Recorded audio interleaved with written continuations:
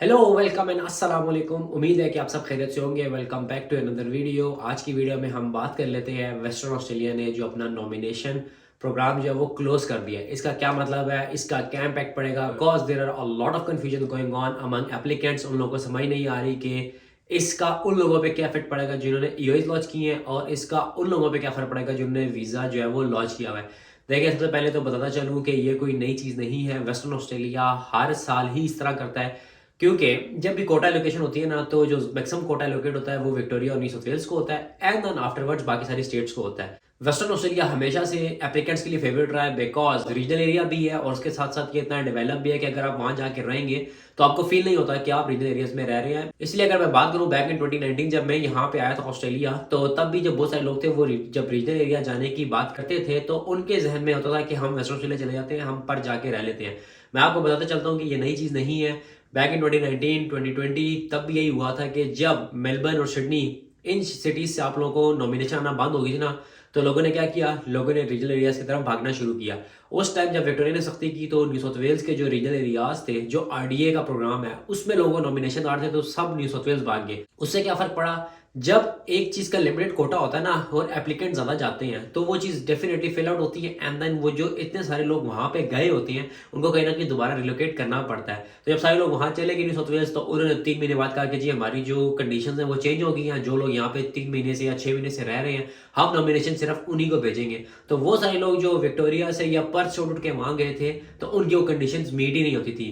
Means उन्होंने पैसा भी लगाया, उन्होंने अपने आप को रिलोकेट भी किया, उन्होंने जाके नई जॉब्स भी ढूंढने की कोशिश की होगी, अपने आप को सेटल करने की कोशिश भी की होगी, और जिस पर्पस के लिए वो वहां गए थे वो उनका फुलफिल नहीं हुआ। फिर लोगों ने क्या किया, लोग जो है वहां से उठ के सारे पर्थ भाग गए। अब पर्थ में जब वो गए तो वहां पे कुछ अर्से बाद वेस्टर्न ऑस्ट्रेलिया ने भी जाके बता दिया कि हम सिर्फ और सिर्फ उन लोगों को नॉमिनेशन भेजेंगे जो या तो यहाँ के ग्रेजुएट्स होंगे, या तो यहाँ पे जॉब्स कर रहे होंगे, या उनके पास जो है वो जॉब कॉन्ट्रैक्ट होगा। अब क्या हुआ, फिर यही हुआ कि जो लोग वहां भाग के गए थे अब उन्होंने कहा हम कहाँ जाएं, अब वो सारे भाग के एडलेड आ गए।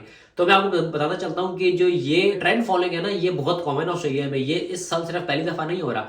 मैं आपको ये बात बता रहा हूँ आज से 4 साल पहले की, जब इतना ऑस्ट्रेलिया के बारे में लोगों को नॉलेज नहीं था, इतनी लोगों को नहीं पता था कि ऑस्ट्रेलिया का जो इमिग्रेशन सिस्टम है वो शायद इतना सिंपल है।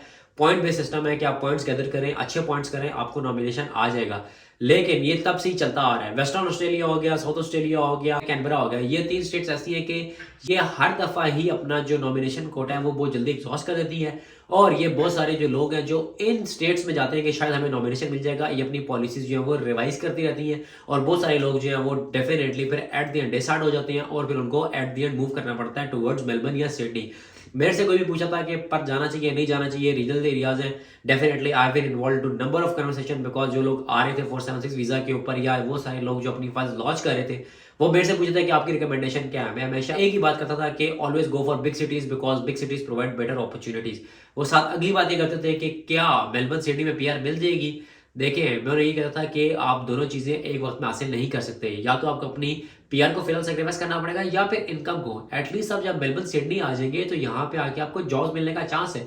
अगर आप अपनी फील्ड की जॉब करें तो आपका पीआर का चांस बढ़ जाता है, नहीं तो आपके पास एम्प्लॉय स्पॉन्सरशिप का चांस होता है। लेकिन डेफिनेटली बहुत सारे लोग ऐसे हैं जो स्टिल पर्थ गए हैं, और वहां पे गए तो जब वो वहां पहुंचे लेटर ऑन मुझे मैसेजेस आए जिसमें उन्होंने कहा कि मैं जॉब से मिल रही है, मैं अकोमोडेशन में इश्यू हो रहा है। Definitely I tried my best कि मैं किसी ना किसी तरह उनकी मदद कर दूं, बट अनफॉर्चुनेटली मेरे कोई ऐसे लिंक्स या रेफरेंसेस ना पर्थ में और ना ही सिडनी में कि वो लोग जो पर्थ या सिडनी में स्ट्रगल कर रहे हैं उनकी मदद कर सकूं। But if you guys are in Melbourne, तो डेफिनेटली जो हमारी 125 के करीब की कम्युनिटी बन चुकी है, वो उसमें डेली बेसिस पे कोई ना कोई या तो अकोमोडेशन के बारे में इंफॉर्मेशन प्रोवाइड कर रहा होता है, या फिर जॉब के बारे में कर रहा होता है। और ऐसा नहीं है कि सिर्फ प्रोवाइड होता है, मैं कई ऐसे लोगों को जानता हूँ जिनको उस ग्रुप के थ्रू अकोमोडेशन भी मिली है और उनको जॉब भी मिली है। अभी रिसेंटली एक बंदा आया था और वो होटल में रुक रहा था, उसको मैंने खुद रेफर किया, and definitely the next person has accommodated him, which is very grateful by that person कि उसने मेरी रिक्वेस्ट के ऊपर उस बंदे को अकोमोडेट किया।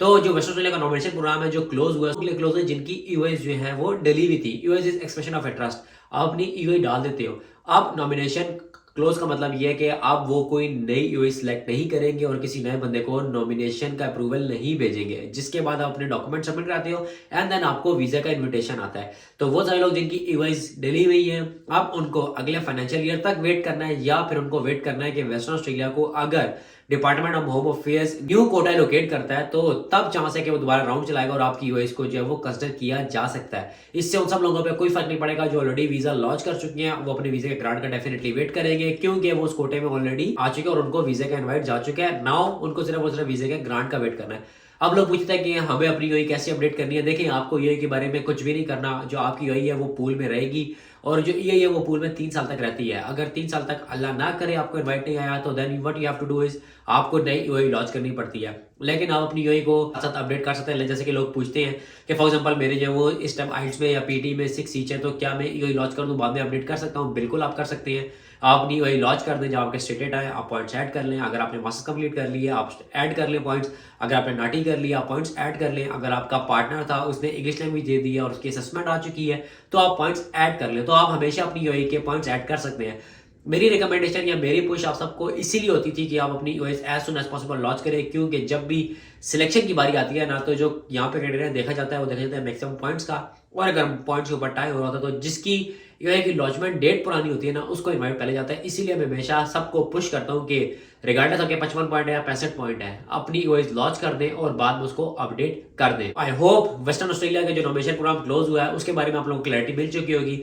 मैं आप लोगों से यही कहूंगा कि इस चीज को लेके आपने डिसअपॉइंट नहीं होना, डिसअपॉइंट नहीं होना। ये कोई नई चीज नहीं है, ये हर दफा होती है। Let's hope for the best और देखते हैं कि हो सकता है कि होम अफेयर्स जो है वो नया कोटा जो है वो हर स्टेट को एलोकेट करे, एंड देन डेफिनेटली आप लोग देखेंगे कि वेस्टर्न ऑस्ट्रेलिया भी राउंड चलाएगा और जो बाकी स्टेट्स है लाइक विक्टोरिया और न्यू साउथ वेल्स के पास इस टाइम कोटा बाकी है, वो भी राउंड चलाएंगे। सो ये थी मेरी quick see video Western Australia की नॉमिनेशन प्रोग्राम के ऊपर, because I am getting a couple of inquiries from you guys. मिलते हैं अगली वीडियो में। टिल देन टेक केयर, अल्लाह हाफिज।